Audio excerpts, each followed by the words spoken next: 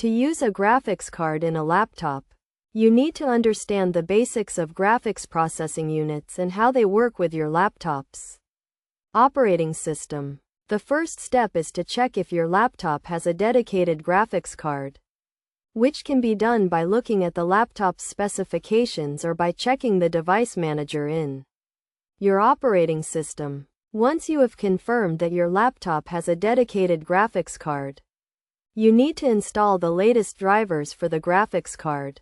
You can do this by going to the manufacturer's website and downloading the latest drivers for your specific graphics card model. After installing the drivers, you need to configure the graphics card settings.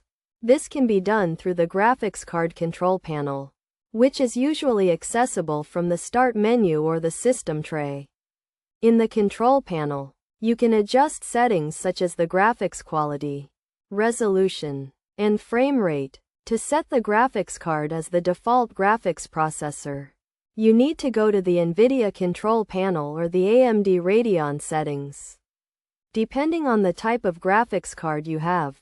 In the control panel, look for the option to set the preferred graphics processor and select the dedicated graphics card.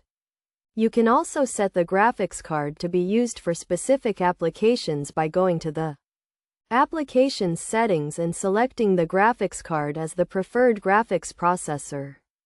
This is usually done through the Applications settings menu or by right-clicking on the Applications shortcut and selecting the option to run with the dedicated graphics card.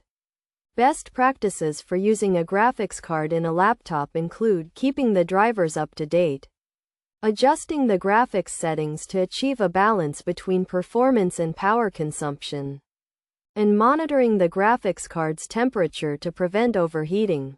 In summary, using a graphics card in a laptop requires installing the latest drivers, configuring the graphics card settings, and setting the graphics card as the default graphics processor. By following these steps and best practices, you can get the most out of your laptop's graphics card and enjoy improved performance and graphics quality.